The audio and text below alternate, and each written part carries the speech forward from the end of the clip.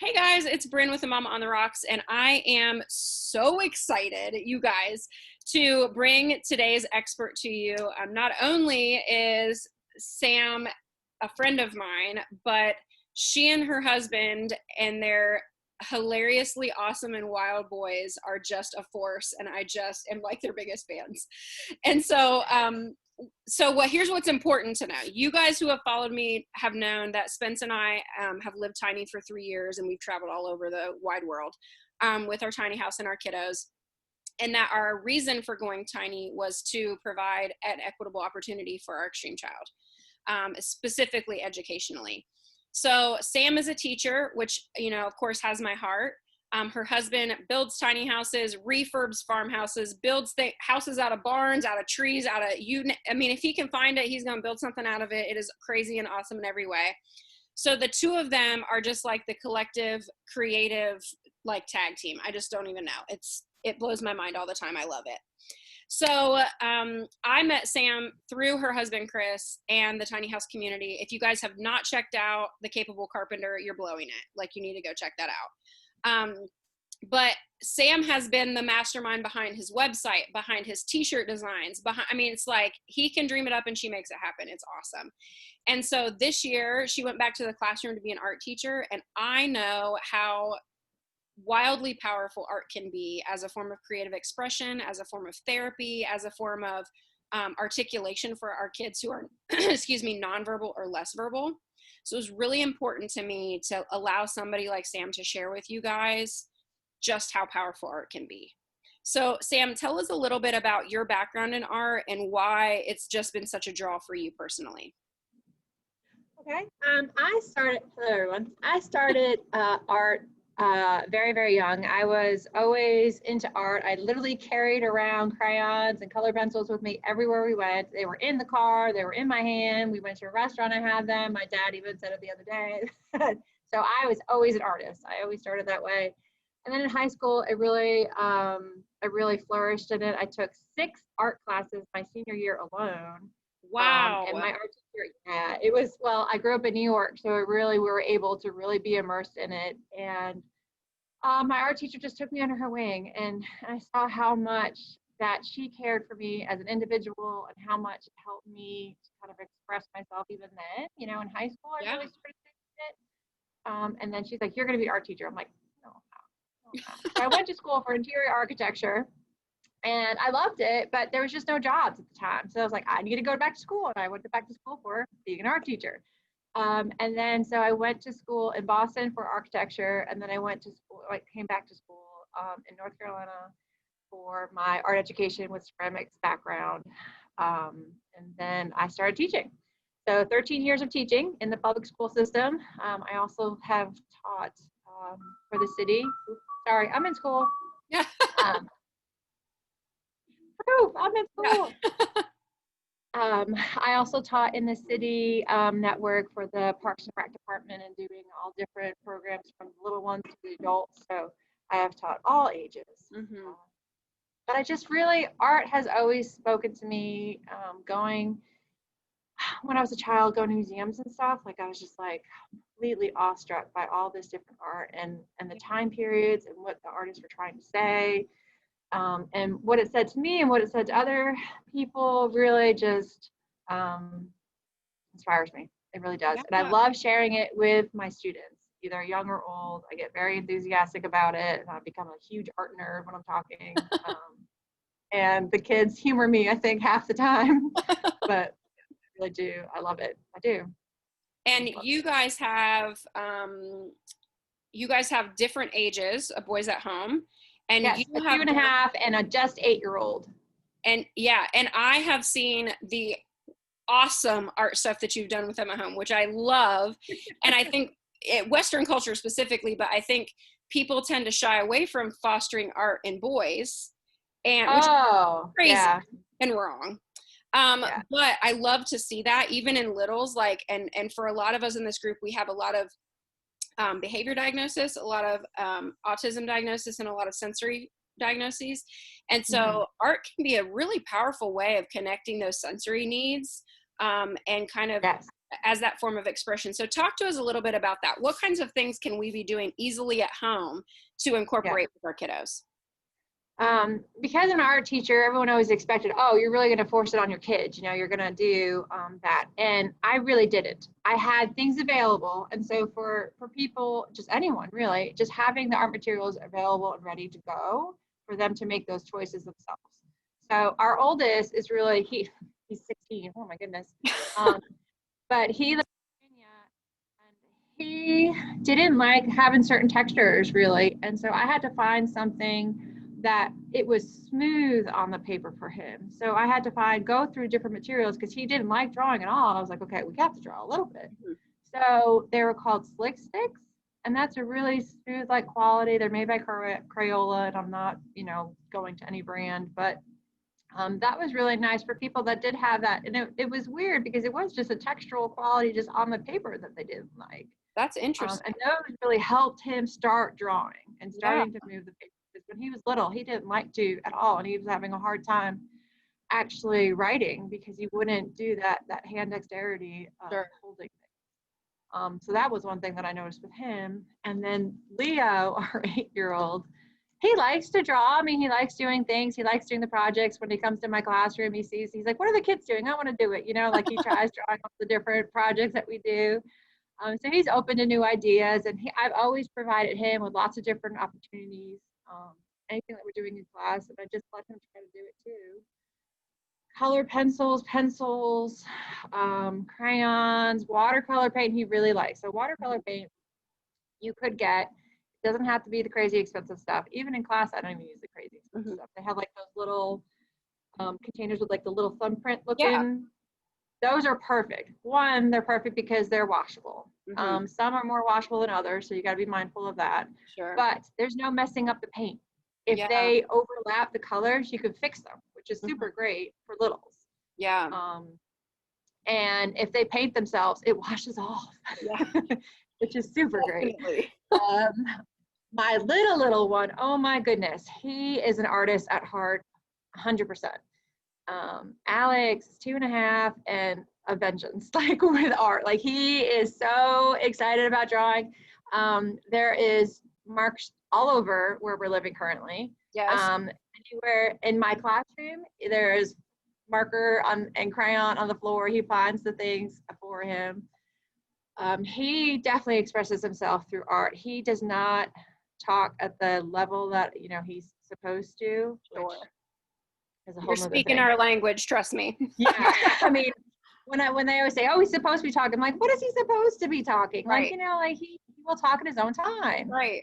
So I'm with you guys. So with him, he has sketchbooks. Like he literally has sketchbooks like adults would have. And most people probably just give a kid one piece of paper and you're good to go. No.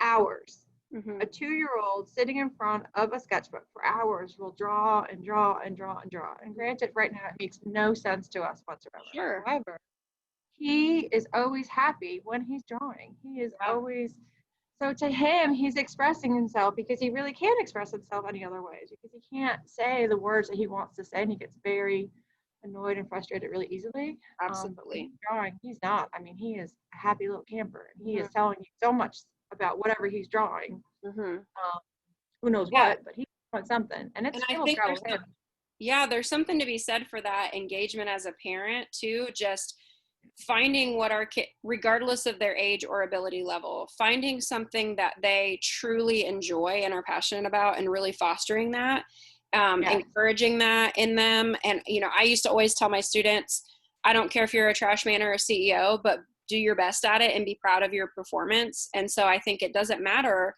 if we have the same interests as our kids, but that we can foster what that interest is in them. And so I love that. A big thing that Sam and Chris do is repurpose a lot of things. And so I love to see every time you post new art that you've done, like just different materials, different mediums, and so talk to me about, I am a hardcore type A personality. My husband is not. And so my husband, literally our backyard right now, I'm not kidding, he builds motorcycles. So right now it looks like a whole like junkyard back there. It drives me crazy. Oh, So yeah. as a mom, it's very difficult for me to, like, I love art and I want to encourage it, but I'm like, let's put on our aprons, let's like cover the table, you know, because the mess like makes me crazy. Yes. And for some of our sensory kiddos also, like I provide different like you were saying for your oldest, like providing different types of materials. Briggs, our sensory kiddo, does not like to get his hands dirty. So he will play in the mud all day, but if he's doing something that he feels he should be neat at, he does not like to have stuff all over him. So Yeah. talk to us about what kind of mediums can we have in our house that can be different ways for kids to express themselves that are outside the traditional like crayons and colored pencils that they might use in therapy. Yes. So food is actually a really good material to use for art. I love that. I have an example. I have stuff everywhere. Yes. This was made with printmaking with food. What? It's a bag. So these are pears. These are okra. These are apples. Oh my gosh, I love it. And we used fabric paint. We did use fabric paint. It's this block printing paint, but I did this with a group of individual adults that are on different levels. It really depending on how much assistance they really needed. Some didn't really have the full range of motion with their hands, so we had to help them a little bit more. But food is so cool, like the way the textures and things were, and kids are used to holding food, and so that would be something that's really, and you already have it. Right. A lot of it, you're already gonna have it. Now the ink you would have to get, but you could do paint, just plain old regular paint, and it's not messy because I just put it on a plate and they dip the food into the paint and then they would move it onto the thing. So it was a way to kind of get them used to different materials, and they're creating art and they're creating patterns and designs and overlapping and doing different things and kind of try different new ideas. And it's just with food. So that was kind of a way for them to not feel like they were being messy because they're touching food how they normally would. Yeah. So that's really neat. Yeah, it's a really cool project. Like I use it now as my school bag, you know, like I'm just throwing things in. And so Alex, he loves art so much, but he's one that hates to have his hands dirty. So the minute he has something on his finger, he's like, wash it off. And I'm like, okay, how do you love, I mean, he loves art, but hates his hands messy. So it's so tricky. It's exactly that. I try to do things with him. Water, which is a very weird thing. He paints with water a lot. Wow. Because it does not make your hands messy. There's this really cool mat, and I really have no idea where I got it because years ago. But you paint with water, it shows up. But you could paint with water outside on concrete. You could paint with water on paper, and it doesn't get messy. But they still feel like they're creating art, but without actually getting the mess. Oh, that's awesome! I love that. So it's a really, and cheap. Yeah, I know one thing with Briggs when he was very small and we were living tiny, we would take washable paints, not a whole lot, but just put like a glob of different color in a big freezer baggie and seal it and tape it closed so it couldn't explode. And then we would tape it to our window so the light and draw inside of it. Yeah, and so of course they can practice letters and all kinds of educational stuff, but just from an artistic perspective, he felt like he was creating these designs and he didn't get it on his hands. So that was a really kind of a cool way to do that.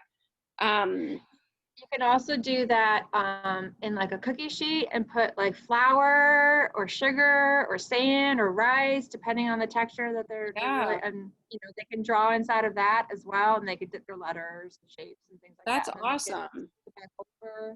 You can even use like a little brush or something, be very Zen-like garden. Oh yeah. I love a good Zen garden. I sure do. Yeah. And that's your own little Zen garden, assuming that they don't flip it over. But well, it happens. Yeah. Then you have a Zen floor. Right. I think sending them outside too, you mentioned painting on concrete, which is really awesome. We do sidewalk chalk a lot, and I don't care. Yes. Look, it's going to get rained off. So literally draw on anything. Doesn't bother me. They know they kind of have free reign, and that can feel very empowering to kids who feel like they're constantly told no. because Yes. of behaviors. And then also just kids in general don't feel like they get to make a lot of their own decisions. And so I think that's a really empowering way to incorporate art too. Yes. And sidewalk chalk right now is harder to find if you've ever tried looking for it recently. But there's lots of recipes online that totally work too. Oh, awesome. It's just regular, like, well, some have plaster of Paris, but you could just use regular stuff to kind of make it. So you don't have to use like the chalk that you get. That's I think awesome. the situation currently, everybody's been home. So like, oh, I must have sidewalk chalk. Right. But you could still, yeah, you could still paint. And really, you could paint with regular paint too. It'll wear off. It'll last a little bit longer, but we've used old house paint outside, and it'll wash off eventually. Yeah, I think one time, and Spence was painting, Lord even knows what. It was like a gas can he's literally painting a gas can right now for a motorcycle that he's working on. And so there's paint like in the grass when my kids saw that. And so they painted the grass. And y'all, I am not even kidding. I was like, on what planet do kids think painting grass is fun?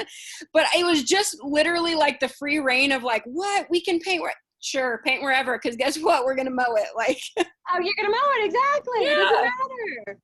So yeah, Yeah. that's just a kind of a cool, different way to think. Again, it's like about the way a kid's mind works so differently that I would never think of something like that. But Yes, and I try to have just a box of random art or random things, and I was like, who knows what they'll come up with it? And they do. They come up with all these great ideas, and you're like, I would have never thought of that. absolutely. All the time. So if I see things on sale, I buy it and I just put it in the box. Like they have an art bin, and even now we're living very, very small, and we have an art drawer. We have to have the art drawer ready to go at all times, just in case. Like that Yeah. is one thing. And there are ways to incorporate into your small space. Like I know Chris built a folding desk, and we had something very similar in our tiny house for our son, that everything was sensory safe for him.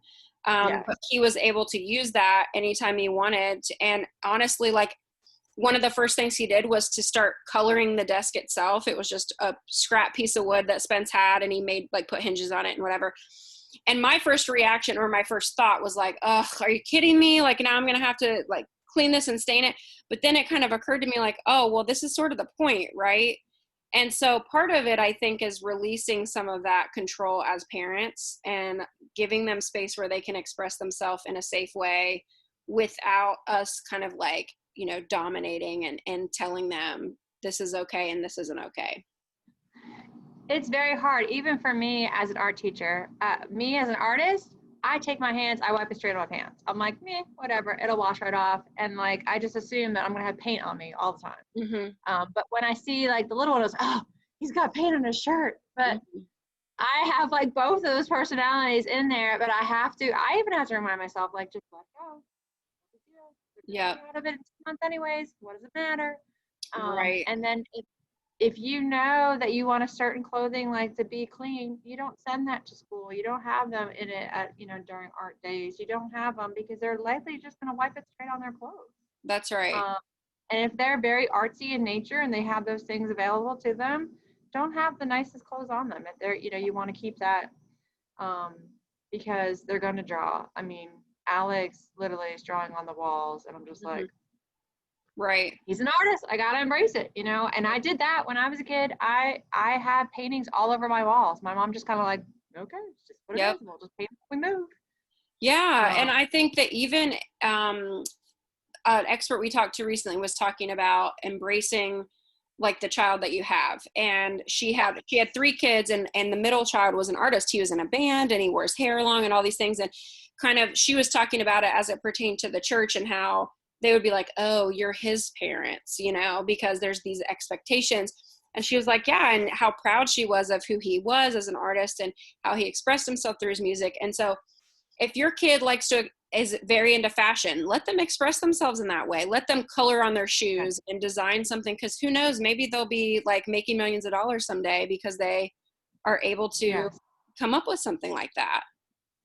If we stifle them, it really is going to hurt them so much more. They always say at school, they say, they don't leave their good ones at home. Like, you're teaching the kids that they send everybody. They're not just keeping them, and you have to teach them where they are at currently, So right now, Alex loves art. So I'm giving him everything he Mhm. possibly can with art. Leo is dirt, Yep. loves dirt, Yep. dirt, dirt, dirt, dirt, dirt. Yep. And man, he draws in dirt. So Yeah. like even that, going outside and drawing in dirt, he's always making these different designs and Mhm. bridges and to embrace that. And he is very engineering in mind, probably because of Chris. Right. Um, but you know, and who knows where he'll go with that. But if Yeah. we get him to stop doing that, I mean, who knows what we prevented from happening? He could be designing this, great bridge span of all of Oh, our yeah. times if we don't embrace it.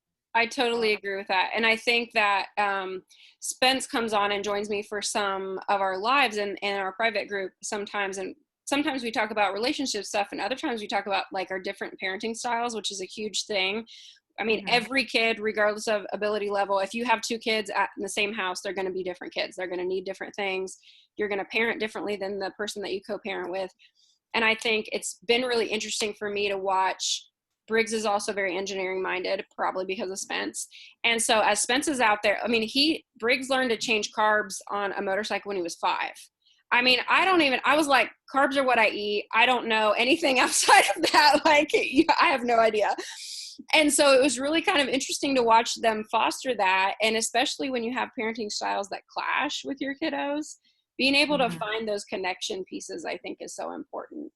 Yeah. Um, so tell me something. I would love to just hear, because Zoom is reminding me that I'm running out of time since I don't pay them. But will you tell us just some sort of like tangible, accessible, affordable project that we could do with our kid, regardless of their ability level, something that maybe is easily differentiated? Because I think it's really empowering to allow our kids not only to express their emotions, but also to feel proud of something they've created, which I think is something that art offers that a lot of things don't. So give us some sort of idea. What can we take with us from this that we could maybe create at home?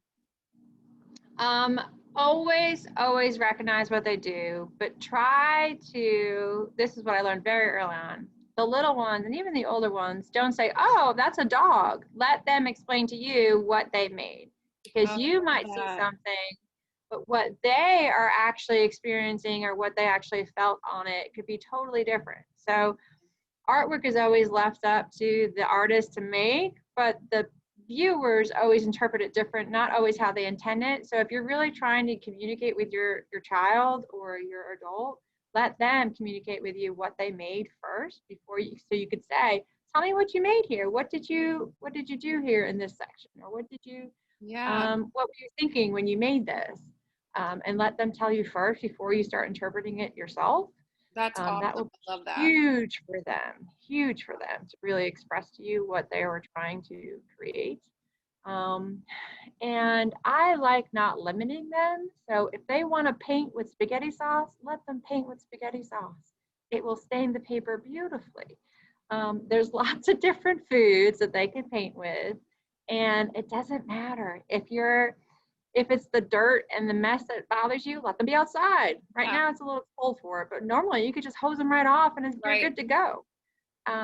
If they have a hard time with the feelings and textures of it, if they can wear gloves and you make it like this game, it's like wintertime fun and they put little mittens on and they're holding different things, Love that. that's a great way to do something too.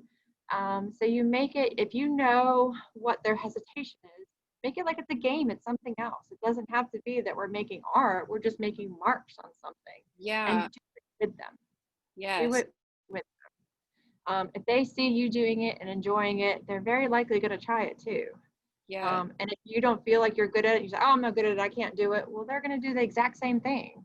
Yeah. So if you experience it with them and it becomes almost like something, a sharing experience, they Yeah. will love to do it. I mean, and I don't know if the boys just have seen me do it so much that they just like, oh, well, that's what mama does. So I want to do it Yeah. too. And that's why they are.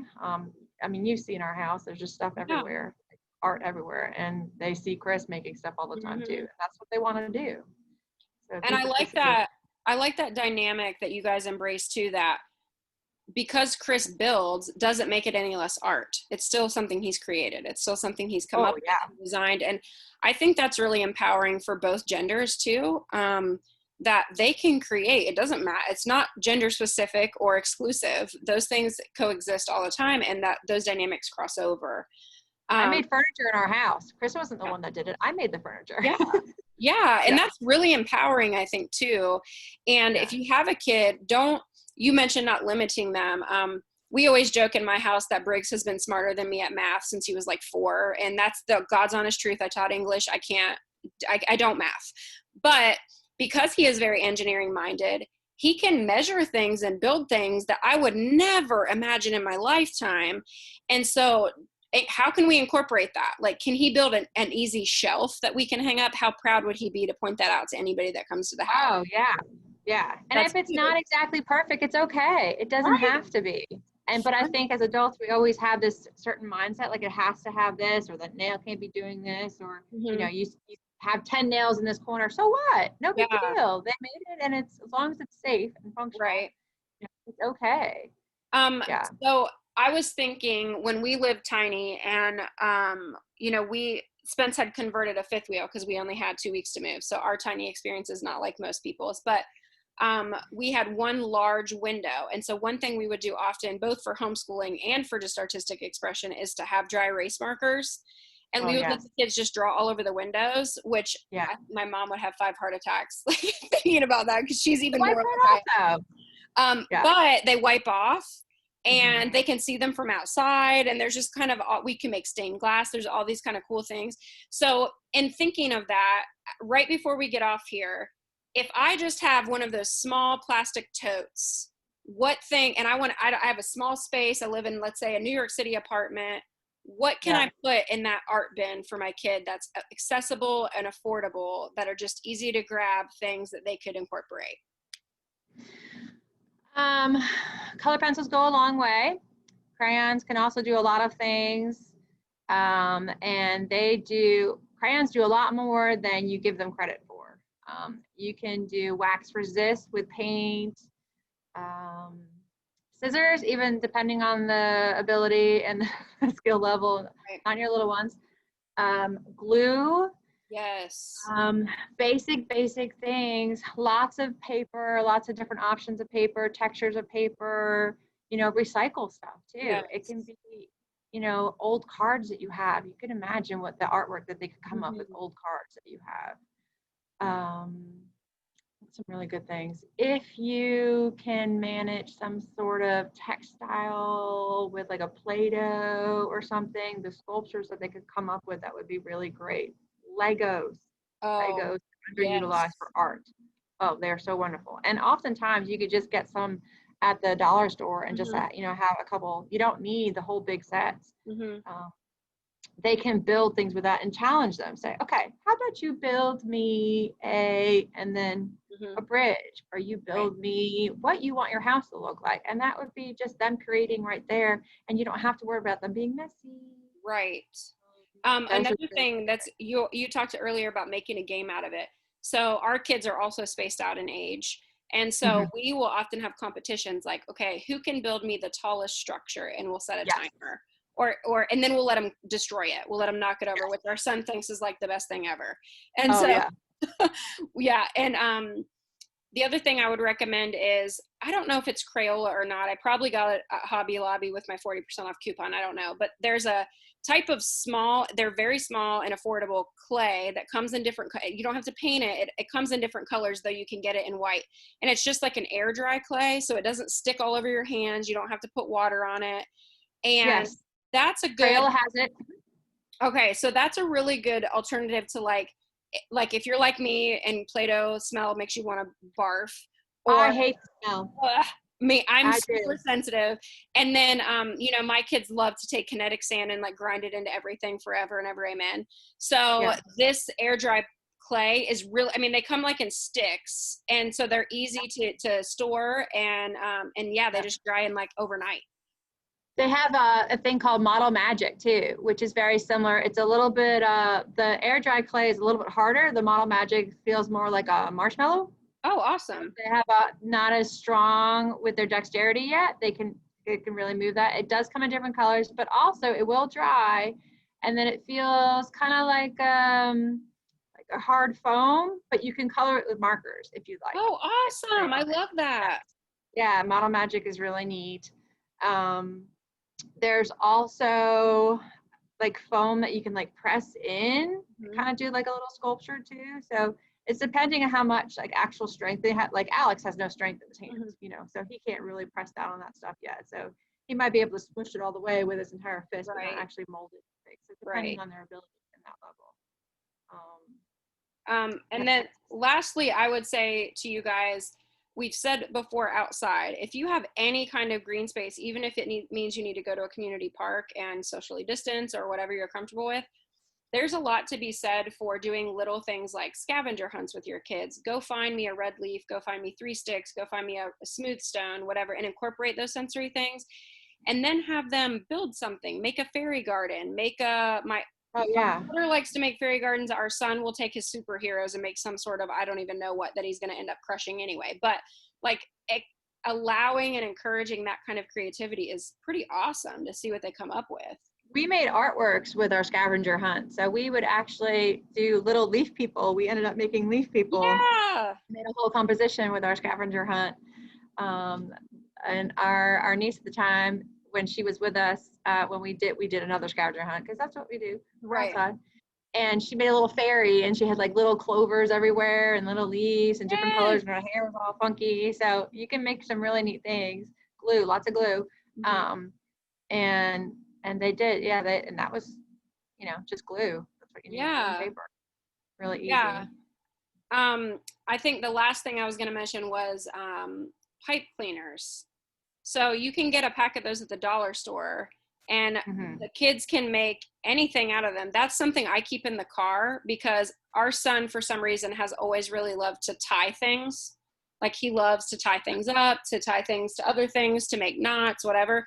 So he can make Yeah, little people out of those. It doesn't hurt anything, and he yeah, can wrap it around things. They're soft and fuzzy, so there's that sensory input. So that's another thing that's super inexpensive too. yeah. Those are fun. The pom poms. Oh We yeah. have bags and bags of those pom poms. Those are nice and soft and fuzzy, and you can, and especially when if they can't pick it up very well, you can make designs with the pom Mm, poms. Putting them down and gluing them are kind of tricky, but you could just keep on using them over and over and over. yeah. It's almost like building Legos, but a flat sculpture design Right. with the pom poms. Those would work really Um, nice. well, Sam, you know that I'm your biggest fan and I adore you. And I am so thankful because I know time is such a commodity. And so I'm grateful that you shared your time with us today. I'm so excited. What I would love is when you guys watch this on playback, I would love for you to put in the comment threads a picture of a creation you've made with your kid because I'd love to share that with Sam. I'd love for Yeah, her to be able to see all these cool things your kids are making because she was able to share this with us. So just don't discount the power of art, even for our kids, or maybe even especially for our kids that struggle to articulate, because imagine how frustrating it would be if you were feeling something and you couldn't say it with words. So how could you express it in another way? So Sam, I'm so grateful for your talents. I'm so grateful for you sharing with us today. And I just can't wait till I get to finally see you guys again soon. I know. Soon, soon. Soon. All right. I'll see ya. Bye. Thank